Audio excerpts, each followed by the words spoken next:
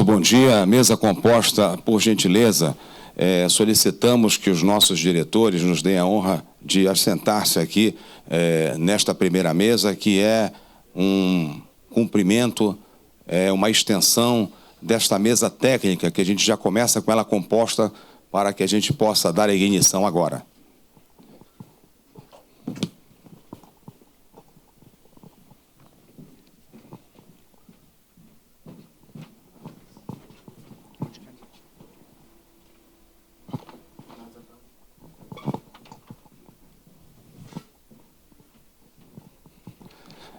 Esta sessão aqui, ela será gravada pela TV Alepa e mais tarde ela estará no canal do YouTube para a memória não só da FAPESPA, mas de todas as instituições que nos dão a honra de estar aqui.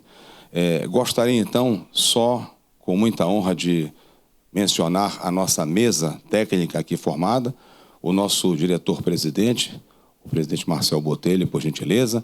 À sua direita está o doutor Lúcio Falabitar, que é o presidente da CODEC, que é a nossa Companhia de Desenvolvimento Econômico do Estado do Pará. Aqui, à sua esquerda, o doutor Marco Aurélio, que é o representante do IBGE neste momento aqui. Ele que é analista do IBGE, tem um currículo muito bonito, que depois a gente vai, na apresentação dele, resumir para vocês. Temos também ali o doutor Elcio Arruda, que está representando aqui a Escola de Governo, e a nossa diretora Atiliana, que nos representa também aqui a nossa fundação, para que a gente possa iniciar neste momento. Doutora Atiliana Dias, que é diretora de Estatística, Tecnologia e também de Gestão da Informação.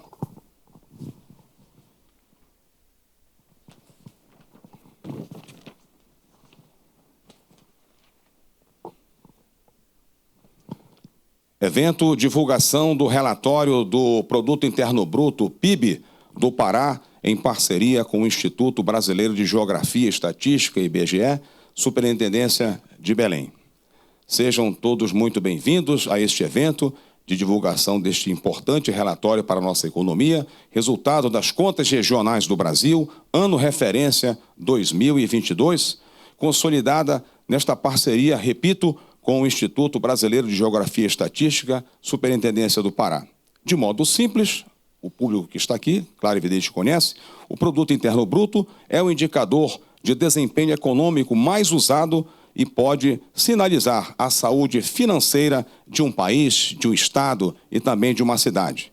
Uma observação a fazer, e que será explicado daqui a pouco, é que este ano há modificações no relatório em razão de atualizações que estão sendo promovidas na base desses estudos.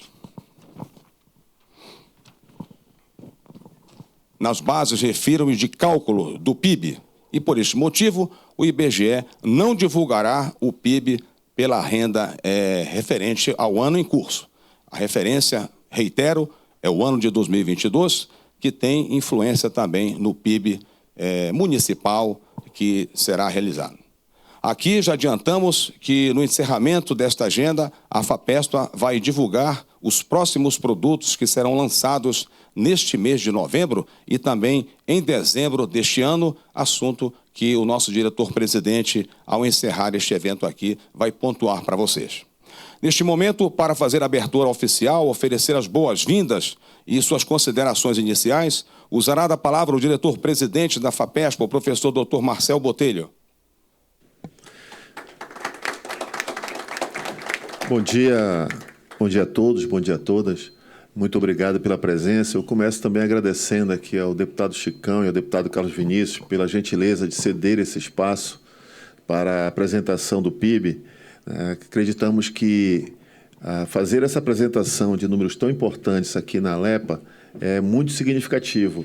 Afinal de contas, são números que devem ser levados em consideração para a tomada de decisão. Um dos lemas que nós temos lá na FAPESP é que sem a informação não há uma boa tomada de decisão.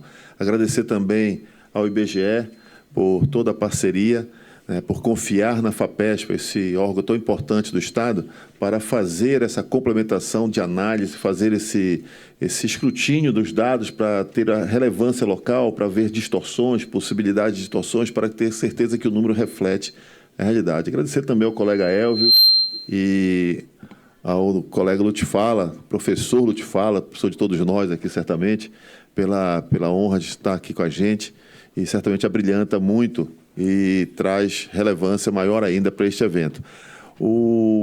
Vocês vão, com a apresentação do Cássio, que vai seguir logo, vai vir em seguida, né, vocês vão ver algumas mudanças que ocorreram, né, não vou adiantar, não vou dar spoiler, né, mas que é necessário, como sempre trabalhamos na FAPESP, para olhar esses números de todos os ângulos possíveis. Porque quando você olha por uma única visada, às vezes você tem um viés que leva a uma tomada, mesmo com números reais, você leva a uma tomada de decisão errada. Então, eu começo aqui alertando que é preciso sempre ter o cuidado de olhar por todos os ângulos possíveis cada uma das informações que serão prestadas aqui, para que a gente tenha a orientação adequada e encontrar o rumo necessário para fazer com que esse Estado continue com o seu desenvolvimento, continue com a sua pujança, né, que o nosso governador, que está em Baku neste momento, nossa vice-governadora também, vários deputados, têm defendido mundo afora como o potencial exemplo para o mundo de como a bioeconomia pode transformar a realidade de uma localidade. Então, Douglas, sem mais delongas, passar a palavra de volta para você, para que a gente possa ter a apresentação depois, né, e faça os comentários em seguida. Obrigado. Muito obrigado, presidente, diretor-presidente Marcel Botelho, e também cumprimentando aqui no anexo os nossos ilustres convidados e também colegas da FAPESP. Muito obrigado, que a gente teve que abrir. Por isso que é bom você estar num espaço multi, que você tem essa versatilidade.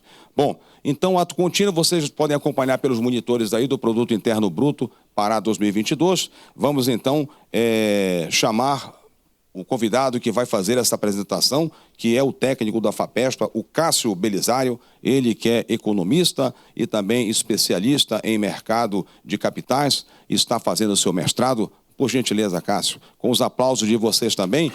E vai dividir o espaço com o Cássio, claro, o nosso analista, né, do IBGE, que falei há pouco, o doutor Marco Aurélio.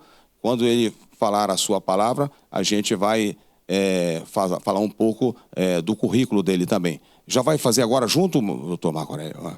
Pois não, a palavra é sua, pois não. Na verdade, a parte técnica, a gente não estaria aqui exatamente, não seria a nossa função, né? Seria realmente lembrar bastante da importância desse evento, né? Dessa parceria do IBGE com as unidades estaduais, com todas as unidades federativas. Por quê? Porque é importante que todo mundo calcule o PIB do mesmo jeito, né? Usando as mesmas metodologias e também seguindo as regras internacionais, né? Para que as estatísticas possam ser comparadas com as estatísticas de outros países também, né? Então, esse seria o primeiro papel do IBGE. O segundo papel do IBGE seria, boa parte, o PIB, ele é um produto terrivelmente complexo. São inúmeros cálculos que são feitos e tal, para a gente chegar àqueles numerozinhos ali do PIB, né? E uma parte significativa desses dados, eles são produzidos por pesquisas do IBGE. Então, são coletas de dados que são feitas, a função aqui da nossa unidade estadual, principalmente, e aqui, perdão, esqueci de cumprimentar vocês, todos a mesa, os participantes, aqui em nome do doutor Rony Helder Cordeira Nogueira, que é o superintendente estadual do IBGE. Então, a coleta desses dados, são todos os dados, mas uma parte desses dados, ela é feita pelo IBGE, né? Então, é um trabalho, uma labuta. Você realmente a gente que está no dia a dia, você não tem, assim, muitas vezes a ideia da dificuldade que a gente tem para fazer essa coleta de dados, não só junto às empresas, né, as várias pesquisas do IBGE, no serviço, na construção civil, comércio, né? Como também as pesquisas domiciliares. Então, parte do PIB, por exemplo, são dados da PNAD contínua, né? Pesquisa Nacional por Amostra de Domicílios Contínua.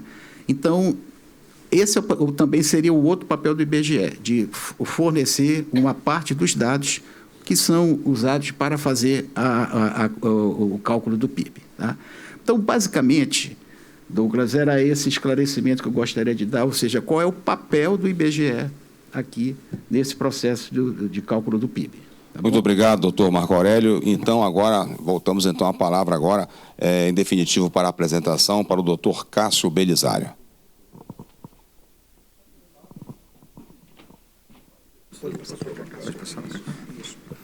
Bom dia a todos e todas. Cássio Belisário, técnico da FAPESPA. E hoje estou incumbido aqui de estar com vocês e de fazer a apresentação do nosso Produto Interno Bruto. Não só falar do Estado do Pará, mas também falar das unidades da Federação, como também falar do Brasil como um todo. Nosso trabalho ele é realizado junto à coordenadoria. Eu acho que o meu laser não vai pegar na TV, não vai refletir, mas tudo bem. Nosso trabalho é realizado junto à DETGI, nossa diretora Quetiliana está presente, e a Coordenação de Estatística Econômica e Contas Regionais. No primeiro momento, aqui o slide traz para você o que vai ser trabalhado nessa apresentação. Aqui a gente vai fazer acho que talvez precisaria fazer, se o Marco Aurélio já explicou muito bem a questão do sistema de contas regionais, a importância de você ter uma metodologia comum para todas as unidades da federação e seguindo padrões internacionais. Posterior, a gente vai falar sobre o PIB do Brasil e o PIB das nossas regiões e passando pelo PIB per capita de cada uma das unidades também. Ao fim, a gente vai estar entrando especificamente no estado do Pará e falando sobre os seus principais resultados, falando das atividades e dos setores econômicos, como foi o ano de 2022 para cada um dos setores econômicos do estado e também para as nossas atividades. Aqui, falando sobre o sistema de contas regionais, nós temos hoje 28 instituições que fazem parte do sistema de contas regionais, que trabalham em parceria com o IBGE, recebendo seus dados, fazendo suas análises críticas e fazendo a devolutiva. E é um trabalho contínuo. Ele começa desde o primeiro semestre do ano, no caso, hoje, em 2024, no primeiro semestre de 2024, a gente recebe esses dados referentes a 2022 e começamos a fazer as análises críticas sobre esses dados. A partir daí, a gente também tem uma devolutiva do IBGE sobre aquilo que precisa ou não ser de fato ajustado. É interessante notar que a FAPESPA, o presidente pode me ajudar com isso, é a única instituição do Brasil que não é só pesquisa, mas também fomenta a pesquisa. Ela também tem uma série de trabalhos que fomentam pesquisa. Aqui, entrando especificamente no PIB por regiões, a gente tem as 5 grandes regiões do Brasil, o Sudeste, Sul, Centro-Oeste, Nordeste e o Norte, e a gente percebe que, em relação a ganhos, somente Sudeste e Centro-Oeste tiveram nesse ano de 2022. A gente tem o Nordeste que fica estável, tanto os valores relativos à participação dele, e aí a gente tem que entender que é participação que está se falando aqui. Quando eu falo participação, não estou querendo dizer se alguém cresceu ou diminuiu. Eu estou falando que, em relação aos outros estados, um outro estado pode ter tido um ganho maior ou menor que o outro. E isso é normal entre as economias e por isso que a gente tem um parâmetro estabelecido para as contas regionais, para fazer esse processo comparativo. O Nordeste se manteve com a mesma taxa de participação, de 13,8%. A gente tem um decrescimento no Norte e no Sul, e no Sudeste e no Centro-Oeste, como já foi falado, a gente já teve um ganho. O Sudeste, principalmente, e aí vocês vão estar vendo os dados mais à frente, pela grande participação de São Paulo. São Paulo cresceu bastante, o Estado cresceu muito em relação a 2021. Aqui, só para vocês terem ideia, São Paulo se manteve, como o maior PIB e ele, além de tudo, aumentou a sua fatia de participação. No ano de 2021, a gente tinha mais ou menos 30% e ele passou a ser 31,3%. quase 31,1%. E isso também fez com que as demais unidades da federação diminuíssem um pouco a sua participação. A gente fazendo a soma, Rio de Janeiro, Minas Gerais, perdão, tem um erro aqui, tá, de grafia, tem um RI, mas é RJ. Rio de Janeiro, Minas Gerais, Paraná e Rio Grande do Sul, somados a São Paulo, ao estado de São Paulo, eles somam na economia nacional mais de 60% da economia do Brasil.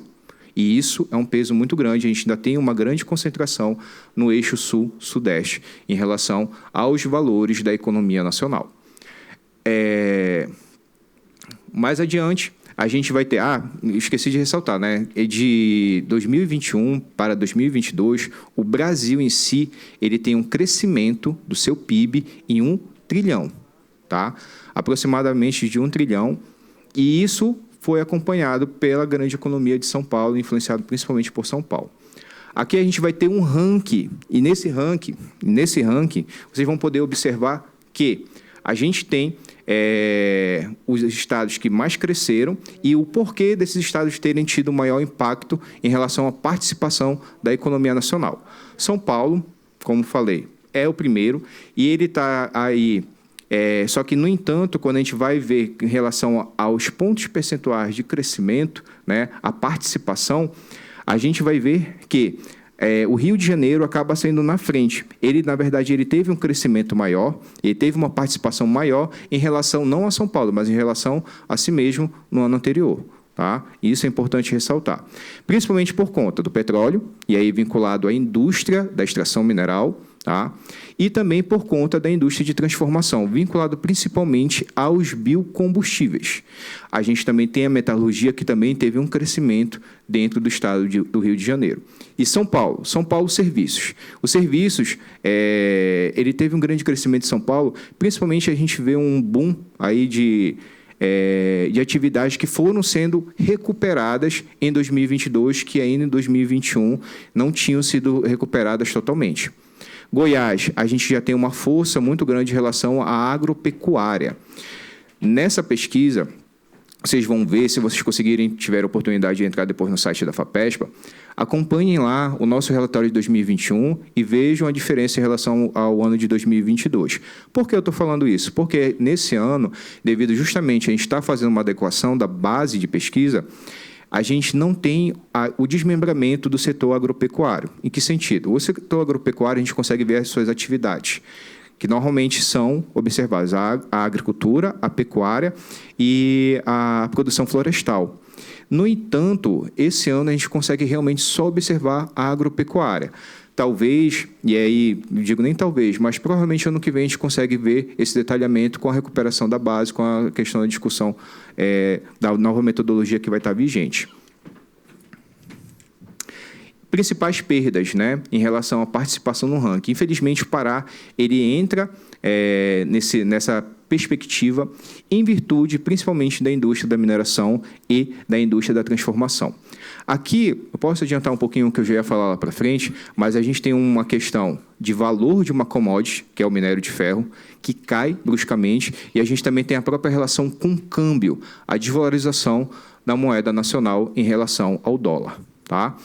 Isso depois a gente vai estar falando um pouquinho mais detalhado. A gente também tem o Rio Grande do Sul impactado, né, na sua agricultura, soja, milho, fumo e arroz, principalmente em decorrência do alto custo dos insumos na produção da agricultura local. Tá? E isso acaba que impacta diretamente no consumo intermediário, que vai justamente fazer vai estar relacionado ao produto final, que é a agricultura.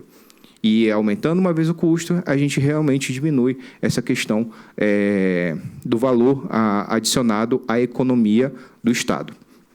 Minas Gerais, a gente também tem um impacto negativo em relação à mineração e à indústria da mineração pelos mesmos motivos que aqui ocorreram. A gente tem um valor de commodity que pede valor de mercado, e a gente tem uma moeda que está cotada relacionada, que também é desvalorizada frente ao dólar. Tá?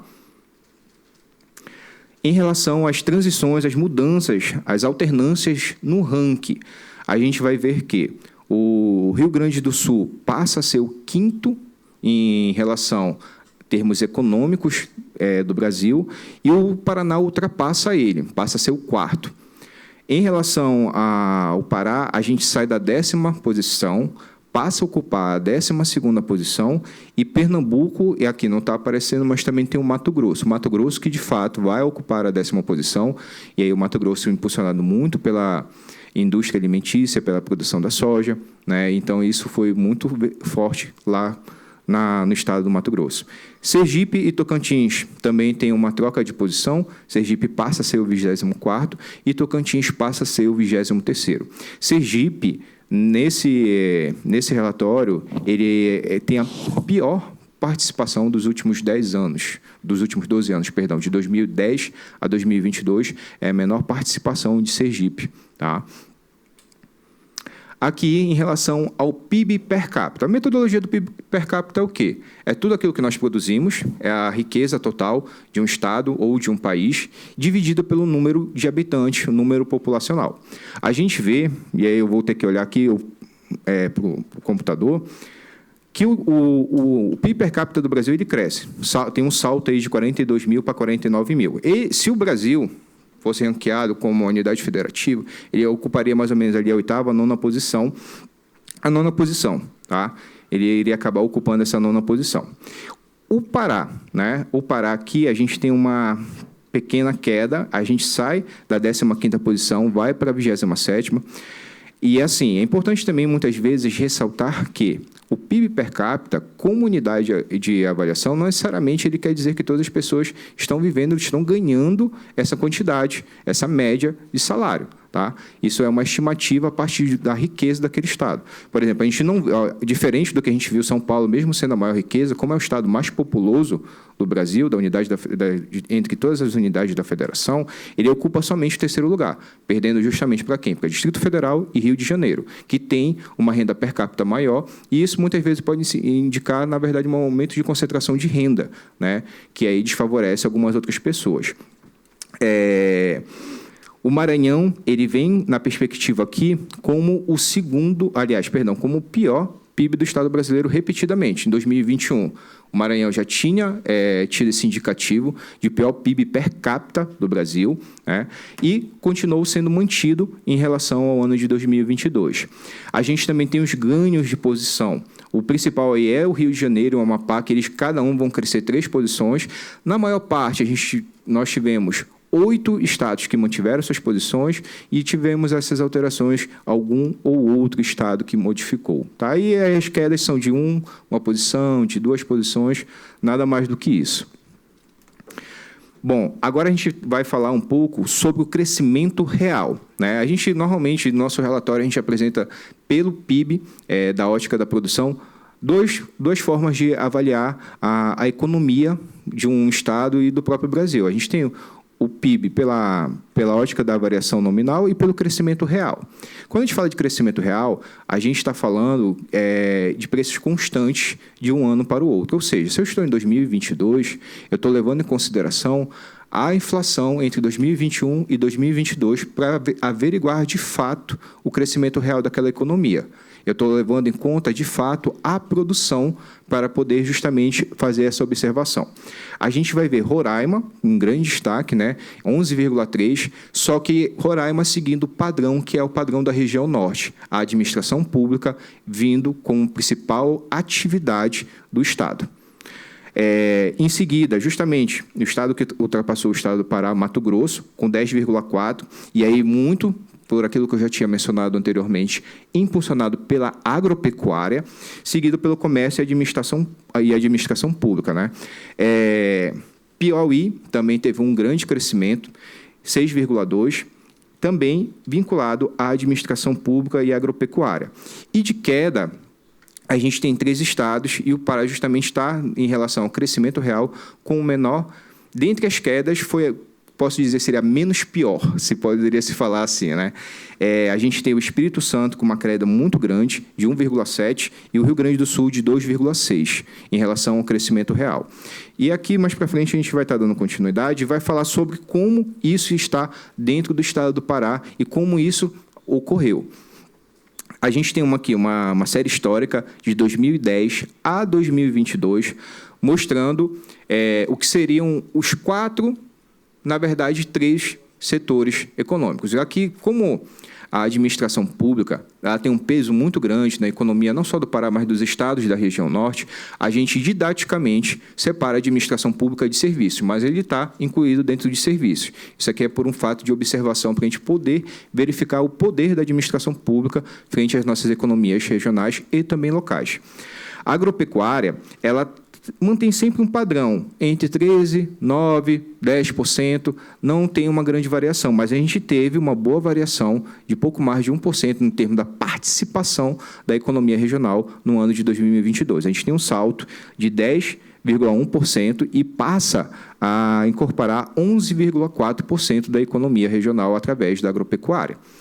A indústria, que foi justamente posso dizer assim, o nosso calo. Infelizmente, por fatores externos, que realmente não tinham como ser controlados, em vista de ser uma indústria vinculada a um valor de commodity, um valor de comércio internacional, a gente teve essa grande perda. A gente sai de 46% de participação e vai para 31%. Na contrapartida, o setor de serviços cresce bem. E detalhe, 2021 foi o primeiro ano que a indústria ela tinha justamente o quê? Superado serviços. E superado serviços no sentido de soma. Soma serviços, soma administração pública e a indústria ela superou esse setor. E, assim, quando a gente para observar o Brasil também, a gente vê que não é só Pará, mas muitos dos estados, ele tem o setor ainda de serviços com uma presença muito forte, marcante nas suas realidades. E, nesse caso aqui, especificamente, a gente tem um salto de 6 pontos percentuais em relação à administração pública. E isso pode ser um indicativo de uma grande participação do Estado no ajuste da economia regional. O Estado entrando como um interventor positivo da nossa realidade econômica, como um mantenedor da saúde econômica regional. Tá? Aqui nós vamos ter justamente a variação real de volume. Né? Aqui a gente vai mostrar justamente o indicativo de como ocorreu o que realmente impactou negativamente para aquele 0,7, aquele menos 0,7 do estado do Pará. A gente tem um PIB, né? Esse PIB ficou em menos 0,7. E, em relação ao valor adicionado, a gente tem uma perda ainda maior, porque a gente tem a exclusão dos impostos aí nessa participação. A agropecuária, a gente tem um excelente resultado de 3,8 em comparação ao ano anterior de 2021, que também já foi bom, mas continuou mantendo um patamar razoável. A indústria, que justamente tinha tido esse salto de participação em crescimento real de 1,2, ela vai cair em menos 6,6. Né? Principalmente por um motivo que eu já esclareci para vocês. Serviços, a gente tem um decrescimento em relação ao volume real, né? Mas também a gente tem a administração pública que, em termos de pontos percentuais, também já não cresceu tanto como foi em 2021. Sempre lembrando que 2021 também foi um ano de recuperação ainda muito impactado pela pandemia. Né? Então, por isso, o setor de serviços ele tem esse exponencial, só que lembrando que o Estado não ficou baseado somente nisso. Tá? Aqui a gente tem as principais atividades econômicas, a gente tem o listamento dessas atividades econômicas, como eu havia falado, você vai ver ali a agropecuária, que está destacado com um pouquinho mais de negrito, você não vê atividades abaixo dela, você já vai entrar em indústria e depois você vê serviços. Né? E você vai ver que, ao final ali, na diferença de participação é de menos 14,6 pontos percentuais. Não quer dizer que ela caiu, eu estou falando que a participação, isso, lógico, ela caiu, né? Mas a participação dela reduziu em referência ao ano de 2021, como eu já havia mostrado anteriormente. Tá? Principais atividades em valor adicionado. Né? E aí, lembrando que quando a gente fala de valor adicionado, a gente não está incluindo a questão dos impostos. A gente está falando da economia, do crescimento econômico, sem levar em conta os impostos. A gente tem a administração pública, em primeiro lugar, com 22,6%.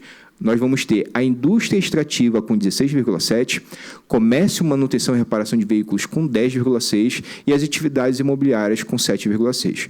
Aqui, olhando e dando um olhar bem atento, a gente vai prestar atenção que essas atividades, fora a indústria extrativa, a gente vai ter atividades relacionadas ao setor de serviços. Tá? E lembrando, essa variação aqui que eu estou falando, a participação no valor adicionado em termos percentuais, que são as maiores. Lembrando que a indústria extrativa ainda tem uma grande participação, mas ela teve o decréscimo, que foi aquele decréscimo em pontos percentuais, como foi falado anteriormente. Maiores variações. E aí, as maiores variações, a gente tem, no sentido positivo, a administração pública, com 6 pontos percentuais. A gente tem o comércio, manutenção e reparação de veículos, com 1,9 pontos percentuais, sempre na relação comparação 2021-2022. E a gente tem a indústria extrativa com uma queda, né, e uma redução na sua participação em menos 17,4%. E aqui, justamente, a gente entra no processo de justificativa e de explicação do porquê dessa indústria ter decrescido tanto. Aqui vocês vão ver um gráfico. Nesse gráfico, a gente tem na linha mais escura o valor da taxa de câmbio. A gente vê que o mercado é uma loucura, né? Commodity vai variar. Isso a gente é uma coisa que não depende realmente da realidade local, regional. O commodity ele vai variar. É uma questão de mercado internacional. É uma dependência que se tem das relações comerciais com outros países. E a gente tem o valor do minério de ferro também numa montanha-russa, nessa linha mais clara, subindo, descendo. E justamente aqui, ao final, quando a gente chega em 2022, a gente vê uma queda de 4% na taxa de câmbio e a gente vê uma queda no valor da commodity minério de ferro de 27%. Então, se a gente for pensar por uma questão de mercado, a gente teve outras sazonalidades. A própria Vale, ela nos informa que tiveram equipamentos e maquinários que entraram no processo de manutenção e demoraram mais a voltar a interferir na produção. Isso a gente comenta também no relatório. A gente tem, em relação ao minério de ferro, em determinado período, uma desvalorização de menos 9% em relação a outros commodities. Enfim, você vai ter uma série de fatores aí que vão estar contribuindo. China, principal mercado consumidor de minério de ferro do Brasil. China entra em determinada recessão no mercado da construção civil, na indústria da construção. Quando ele faz essa redução da construção, ele vai demandar menos minério de ferro. Frente a uma moeda mais desvalorizada, real, e um minério de ferro menos valorizado também, em vista do que você tem matéria-prima à disposição no mercado. Se eu não compro, se eu não valorizo aquilo, é lei da oferta e da procura. A gente não vai ter um produto valorizado no mercado internacional. Já falando aqui, já quase chegando ao nosso final, falando da variação das atividades. A gente tem destaque em relação ao Pará, tá? Falando sobre Pará, variação real, a gente tem, em primeiro lugar, arte, cultura, esporte e recreação.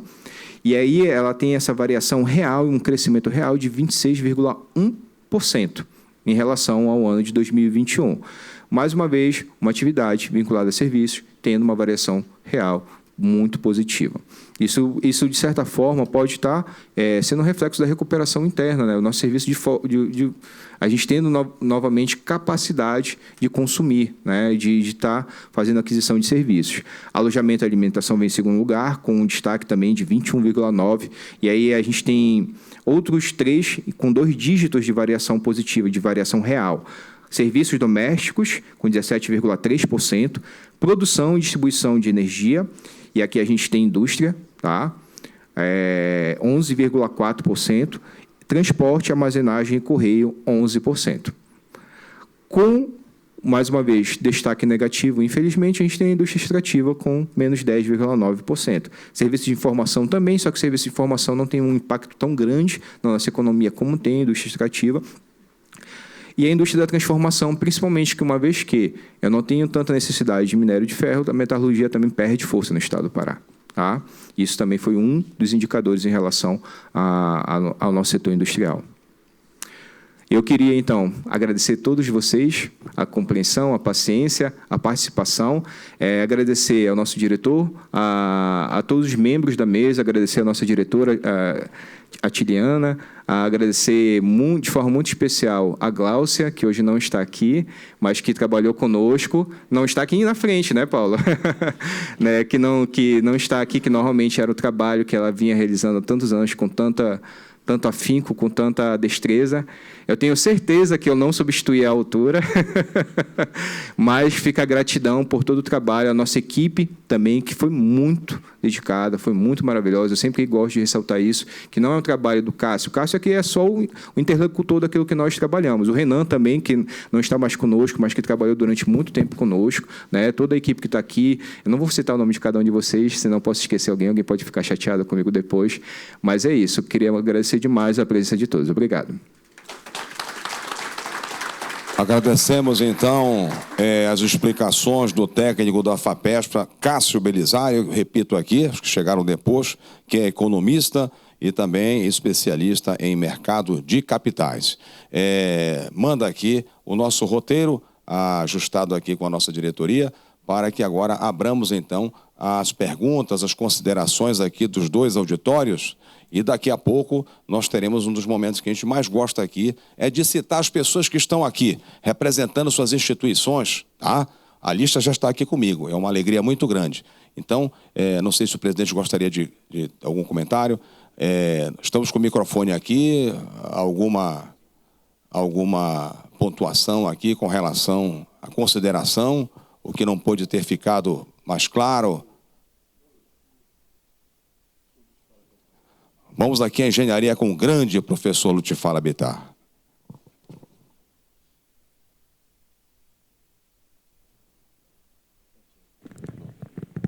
Alô. Em nome do nosso presidente, eu desejo saudar e cumprimentar todos os presentes e também parabenizá-lo por esse documento que é o relatório PIB do Pará 2022. Eu não poderia perder a oportunidade, diante de tão seleta plateia, de falar dos desafios da nossa Companhia de Desenvolvimento Econômico do Pará, CODEC. Aqui, de acordo com o relatório, nós temos Produto Interno Bruto 2010-2022, o Norte 5,7%, o Nordeste 13,8%, o Sudeste 53,3%, o Sul 16,6%,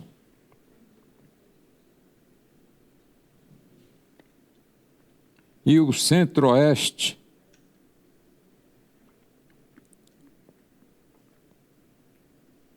10,6%. Bem, a Amazônia brasileira, que ocupa 2/3 do território nacional e que é composta dos estados Rondônia, Acre, Amazonas, Roraima, Pará, Amapá e Tocantins, participa com apenas, de acordo com o IBGE, no ano de 2022, com apenas 5,7% da riqueza nacional. E a Amazônia brasileira, que ocupa mais da metade do território nacional, 2/3, tem a maior biodiversidade, a mais extensa bacia hidrográfica, a maior província mineral do planeta, participa com apenas 5,7%. Quando eu era do conselhão do segundo governo do presidente Lula, um conselheiro falou: o Sul e o Sudeste são responsáveis pela produção, o Nordeste pela mão de obra e o Norte pela matéria-prima. Eu fiquei irritado, mas tive de engolir. Então, o que nós precisamos fazer e que é finalidade da nossa companhia é verticalizar a nossa imensa produção extrativista. Então, nós já temos 4 distritos industriais que atraem com benefícios fiscais, que atraem com áreas com preços ótimos, indústrias.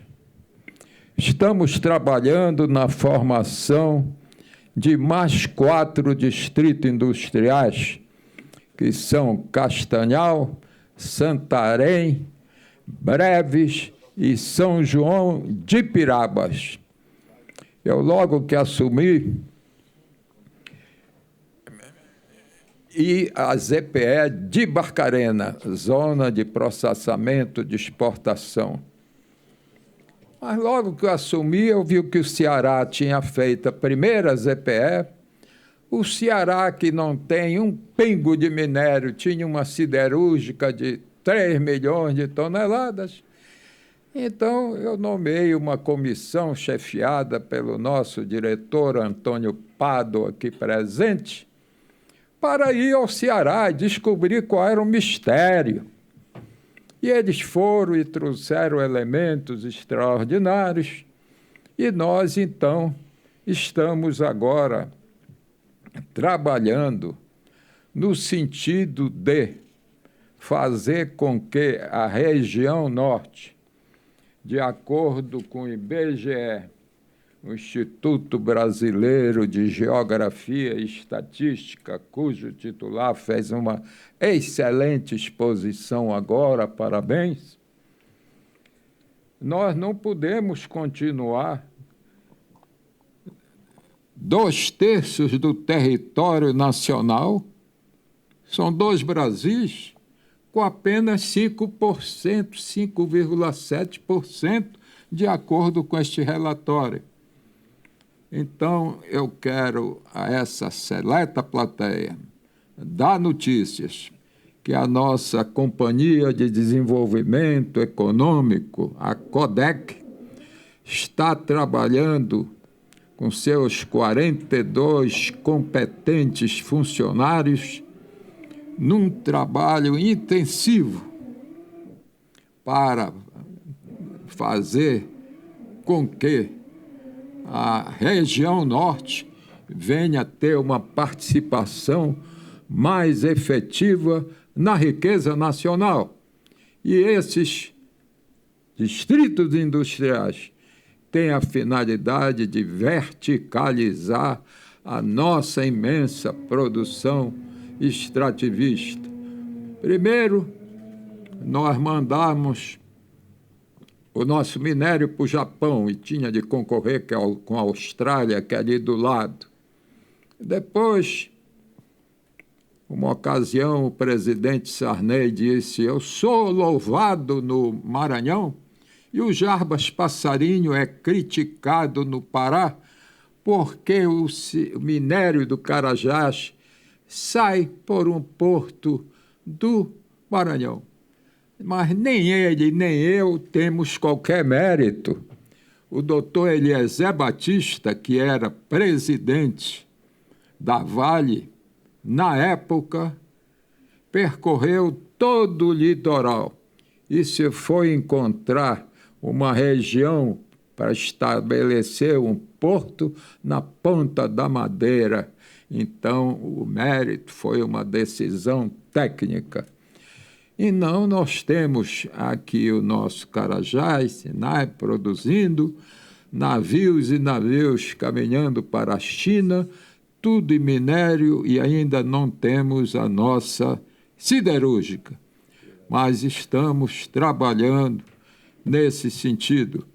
Eu participei de uma solenidade em que estava o presidente Lula, o meu querido amigo do conselhão Roger Anelli, que era presidente da Vale, que morreu tragicamente, e a governadora Ana Júlia Carepa. Aí nós lançamos a siderúrgica em Marabá. Por que em Marabá? Para interiorizar a riqueza. A única siderúrgica que não era no litoral é a CSN, mas é do tempo do Getúlio. As outras todas são no litoral. Mas a nossa decisão em Marabá era para interiorizar, assim como o presidente Juscelino jogou Brasília, não no litoral, mas no interior, para interiorizar o desenvolvimento geográfico do Estado, do país, do ver e tal. Mas, infelizmente, teve o problema do Pedral do Lourenço. Esse Pedral já havia um projeto da Universidade Federal do Pará, chefiado pelo nosso engenheiro Ito Braga de Moraes, que já tinha até licença ambiental. Misteriosamente, levam esse projeto para a Universidade do Paraná. E de lá veio um projeto com largura de 175 metros, com derrocamento de 1 milhão e tanto, e com veio sem licença ambiental. E a nossa siderúrgica, que quando fizemos essa solenidade, os empresários de Marabá comemoraram, construíram hotéis, fizeram e tal, e nada. Então eu quero dizer a essa ilustre plateia que a nossa companhia está trabalhando no desenvolvimento econômico do Pará, que tem, como eu falei, a maior biodiversidade, que tem a região, a mais extensa bacia hidrográfica e a maior província mineral do planeta.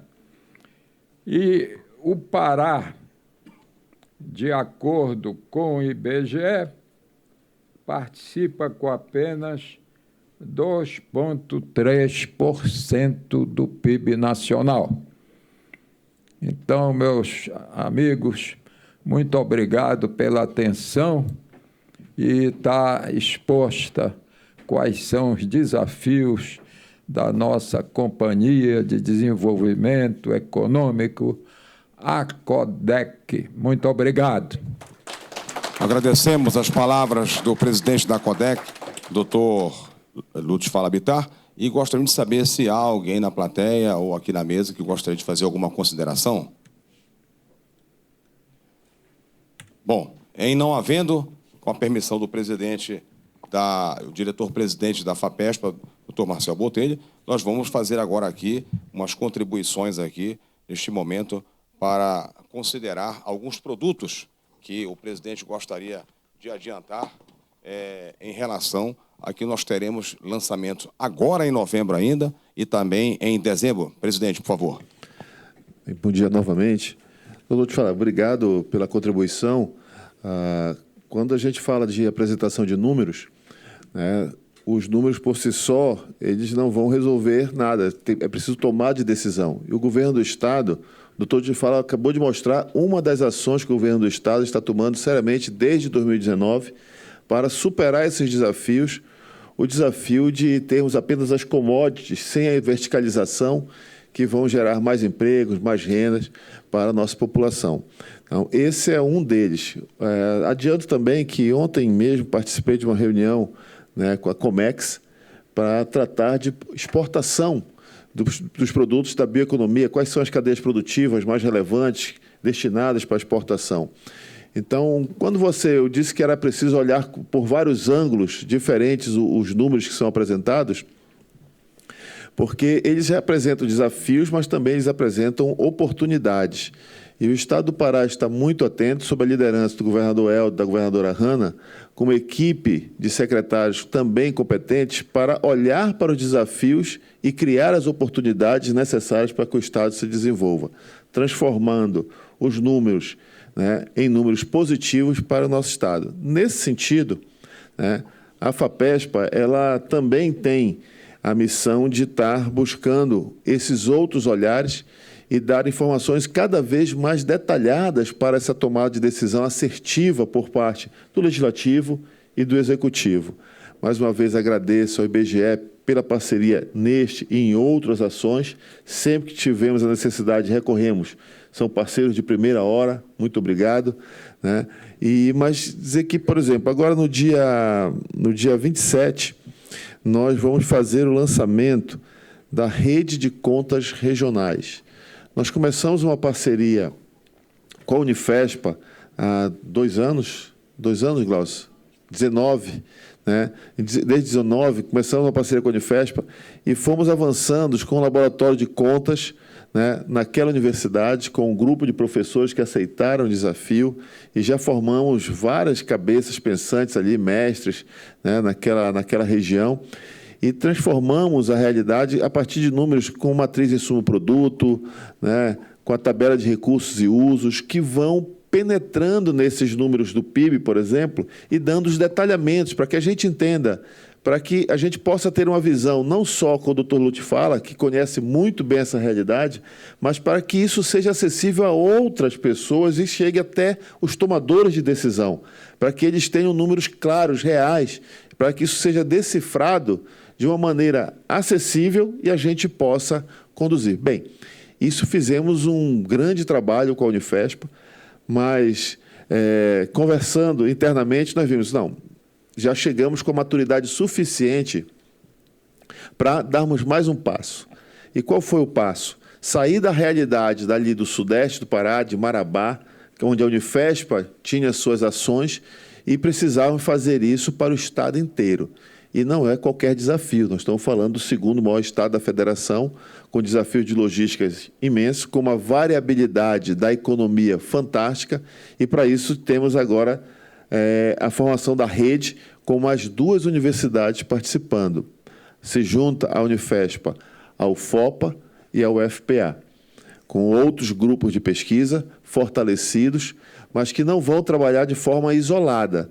Tem que haver a sinergia para que a gente possa ter o melhor produto possível. E vamos fazer o lançamento, será dia 27, né, Juliana? Dia 27 vai ser durante a feira? Vai ser na FAPESPA mesmo. Então, vocês já estão convidados, depois vai chegar o convite oficial, mas já estão convidados para o dia 27 pela manhã para o lançamento dessa rede de contas regionais. Então, são vários pesquisadores, doutor Lute fala, que vão se reunir para esmiuçar esses números, né? Esmiuçar esses números e com destaque especial para as cadeias da bioeconomia. O Pará lança um Plan Bio, mas o Plan Bio ele não pode ser só um plano, ele não pode ser só o planejamento, ele tem que ter a ação. E dentro dos 3 pilares que temos no Plan Bio, a FAPESP é responsável por um deles, juntamente com outras instituições, lógico, do Estado, mas nós nos sentimos muito lisonjeados por termos 17 ações dentro da área de ciência e tecnologia. Governador, vocês têm ouvido ele falar constantemente, ele mostra claramente que não há possibilidade de fazer o desenvolvimento sem ciência, tecnologia e inovação. E nós somos fomentadores dessas ações, mas também realizamos nossos próprios estudos, né? Aqui eu vejo também o diretor Márcio, o diretor Luziane, que fazem parte da diretoria socioeconômico-conjuntural, da diretoria ambiental, onde tem esses estudos da área socioeconômica e da área ambiental para também formar esse tripé. Nós temos os dados estatísticos, mas nós temos o encaminhamento, as avaliações do ponto de vista socioambiental, né, conjuntural, para que seja melhor tomar de decisão. Então, esse é um produto muito importante, essa formação de rede, mas não paramos por aí. Vai ser agora ainda este ano, estão planejados para ao longo desses 2 meses ainda, lançamentos de produtos como a pesquisa, né, a PEV, né, que mede o potencial econômico de cada um dos 144 municípios do Estado. Também temos, muito se fala de ODS, mas como está cada um dos estados, dos países, no cumprimento do ODS? Bem, no Pará nós sabemos. A FAPESP já lançou e está fazendo uma atualização, vai ser a segunda versão, numa metodologia própria, única no país, onde há uma avaliação do cumprimento de cada um dos ODS e em cada um dos 144 municípios do Estado. Aliado a isso, nós temos o barômetro da sustentabilidade, que mede em 2 eixos com muitas variáveis, mas no eixo do desenvolvimento, o econômico, mas também do desenvolvimento ambiental.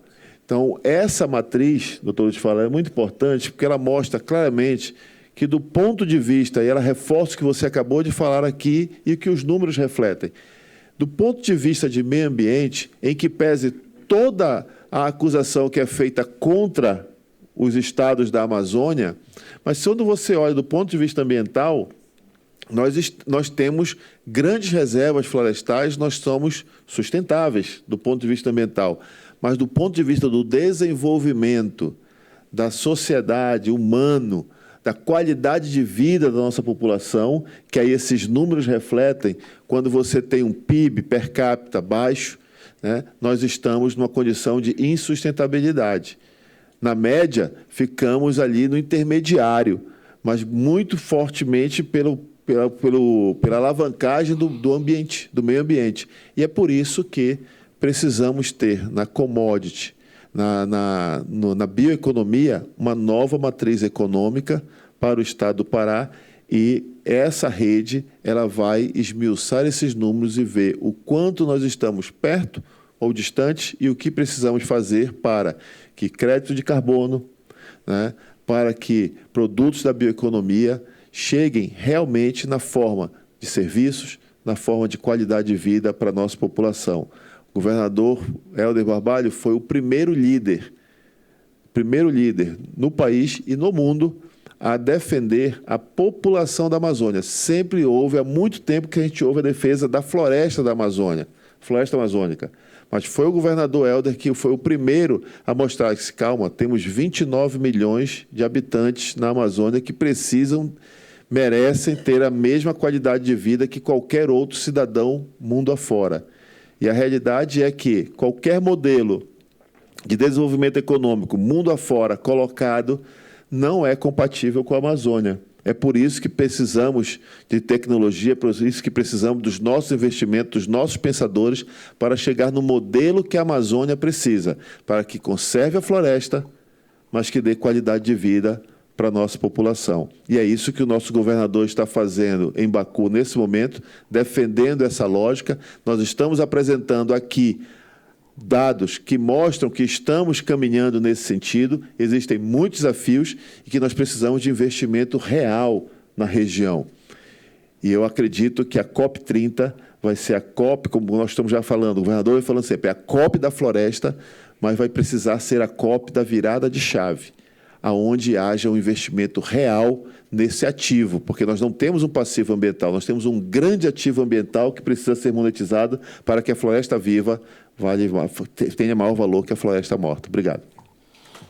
Muito obrigado pelas considerações, o diretor-presidente Marcel Botelho, e está solicitando aqui para algumas considerações aqui o analista de informações do IBGE, o doutor Marco Aurélio Arbage Lobo. Bom, eu gostaria de usar aqui a expressão do doutor Lute Fala, diante de uma plateia tão seleta, eu gostaria só de fazer uma pequena complementação. Muito se falou de desafios e tal, e eu gostaria de falar um pouquinho dentro de um imenso desafio que nós, produtores de dados públicos, estamos nos deparando, Isso, inclusive, é uma coisa que o presidente do IBGE, o doutor Márcio Postman, tem colocado muito. Nós estamos diante de 2 gigantescas revoluções. A revolução do Big Data, Big Data, dependendo da pronúncia, e estamos diante da revolução da inteligência artificial. Então, nós, produtores de estatísticas públicas, não podemos ficar de fora dessas duas revoluções, né? Ora, o setor público precisa, então, os produtores de estatísticas públicas precisam se adequar para este novo cenário. Não dá mais para a gente ficar coletando dado, ligando para... Enfim, você não imagina o desafio que é para coletar esses dados aqui para o PIB, os dados da PNAD contínua, né? Enfim. Então, a gente tem que realmente entrar nessa revolução. Buscar esses dados logo diretamente das bases de dados, né, para que a gente tenha esses dados em tempo muito mais rápido e numa quantidade muito maior para que eles sejam bem mais confiáveis, né? Então, estamos diante desse desafio, né? O setor público precisa ter uma infraestrutura adequada para lidar com essa nova revolução do Big Data e a revolução da inteligência artificial, né? O setor público precisa contratar cientistas de dados. O setor público precisa contratar engenheiros de dados, analistas de dados, né? Exatamente para que a gente precisa se apropriar de toda essa nova tecnologia, trabalhar com machine learning, aprendizado de máquina. Temos que usar todos esses recursos, essa modelagem avançada, redes neurais artificiais, tudo isso a gente precisa trazer para o setor público, né? E também precisamos de uma outra coisa muito importante, né? Qualificar as nossas assessorias de imprensa para passar esses dados de uma forma amigável para o cidadão, né? Como disse muito bem o grande médico e estatístico Hans Rosling, sueco, né? A melhor forma da gente combater a desinformação é com dados, né? Então, a gente precisa fazer com que esse dado chegue de uma forma amigável, usando técnicas de data storytelling, como se chama na literatura, ou seja, o dado contar a história, né, para que o cidadão entenda realmente aquilo que ele está vendo, né, que ele está ouvindo, aquele número, o que aquele número de fato significa na vida dele, na vida do Estado, na vida do país, né? Ora, mas para que a gente consiga se apropriar dessa revolução, né, isso é muito caro. E daí a importância de nós nos unirmos como estamos fazendo aqui, né, neste momento, com o governo federal e o governo do Estado, mas precisamos unir as três esferas do governo, do Poder Executivo e todos os poderes, né, os três poderes. Então, a gente precisa, é um desafio que a gente precisa se colocar, FAPESP, IBGE, todos os produtores de estatística pública, os portais da transparência dos municípios, que é uma coisa muito interessante, uma riqueza de dados enorme que tem ali, né, os portais de transparência dos estados e do governo federal. Então, é isso que eu queria colocar, diretor-presidente Marcel, a gente precisa acordar e, urgentemente, tomar ações para que os produtores de estatística pública se apropriem de toda essa revolução do Big Data e da inteligência artificial, para que a gente traga isso para produzir as nossas estatísticas. Tá bom? Só esse pequeno lembrete aqui. Obrigado. Muito bem, agradecemos as considerações aí relevantes do doutor Marco Aurélio, que é analista de informações no IBGE. E antes de encerrarmos, como falei há pouco, gostaria aqui de falar dos nomes, registrar aqui, como a FAPESP gosta de fazer, começando aqui pela Fundação Carlos Gomes, a presença do superintendente Gabriel Titã, também da Cefa, Vinícius Ribeira Soares, que é auditor fiscal. Temos também aqui o doutor Marco Aurélio Lobo, que acabou de falar, que é analista do IBGE. Pela CODEC, o presidente Lutz Falabitar. Temos aqui também, pela Arcom, diretor financeiro e também de controle tarifário, Valdemar Frazão Neto. Temos também aqui a presença da Coab com o Manuel Barbosa, que é assistente jurídico.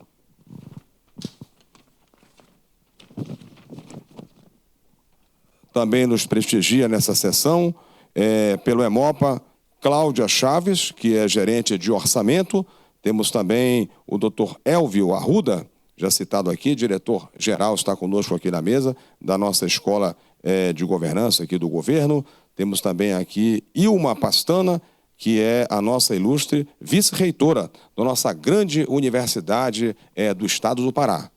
Vamos aplaudir a Universidade do Estado do Pará, por favor? E é extensivo a todos que eu já citei também aqui, por gentileza.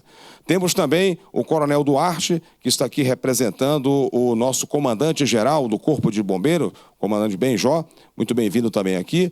Ricardo Leitão, que é auditor fiscal também da Cefa, outro parceiro nosso. Temos aqui a Dênia Soares, que é conselheira do Conselho Regional de Contabilidade, o nosso CRC, que representa aqui o presidente Ailton Ramos. Ela está escondida aqui, mas ela está muito elegante. Bom, era isso. Presidente, alguma consideração, por gentileza? Sim, a diretora Atiliana veio aqui me chamar a atenção que eu havia esquecido de um produto muito importante ser mencionado, né? Quando a gente apresenta o PIB, uma das perguntas que se faz é, mas o PIB é desse ano, né? Existe toda uma metodologia e a gente publica em 2024 o PIB relativo a 2022. Né? É lógico que muita coisa de 2022 para cá já aconteceu. E, às vezes, esse gap deixa incomodado as pessoas para entender melhor o processo. Então, a FAPESP também, nessa parceria com o IBGE, nós estamos preparando o lançamento do PIB trimestral.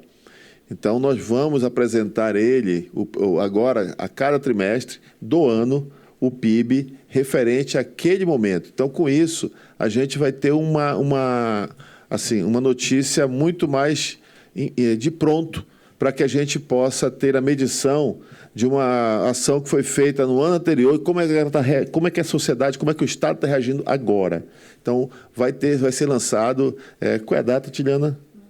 Dia 29, na feira. Vai ser agora na Feira do Paranegócios, né? Na Feira Paranegócios, nós vamos estar... Nós temos já é o segundo ano que temos essa parceria com eles, né? A Feira Paranegócios cede um espaço para a FAPESP. Afinal de contas, todos esses números são números importantes para orientar a tomada de decisão para os negócios no Estado do Pará, seja ele qual for, né, a vertente. Então, nós temos um número importante.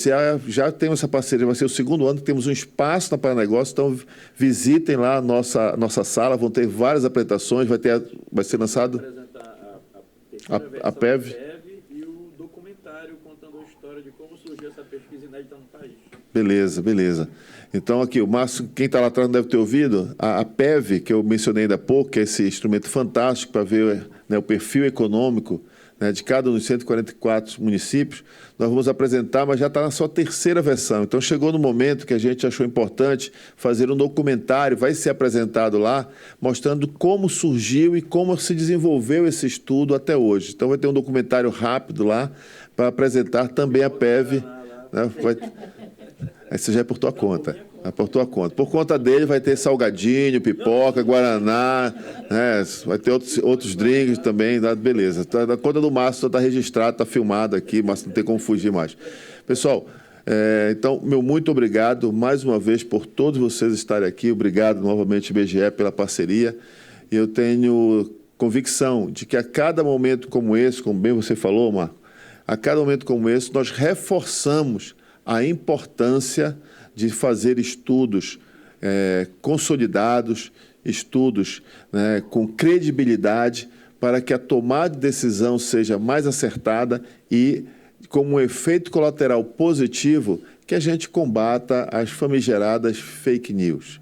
Né? Aqui nós trabalhamos com informação de verdade, com informação, com estudos científicos balizados em metodologia, em critérios, para que a gente tenha a melhor tomada de decisão. Esses números aqui, eles não têm o condão nem de elogiar, nem de criticar. Eles medem a realidade. E é com base nessa realidade que nós temos que tomar a decisão para que ela seja melhor no futuro próximo. E aí, o lançamento do PIB trimestral vem nesse sentido de ter uma medição mais rápida do que está acontecendo. Muito obrigado. Douglas, com você.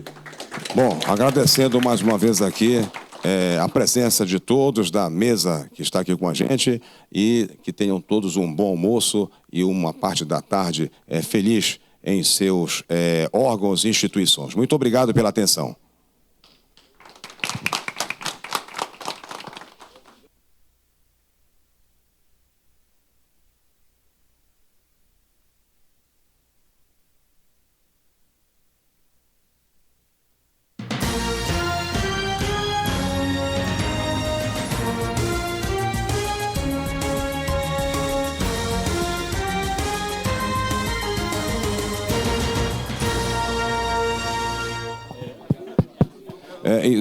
E para fazer justiça, agradecer.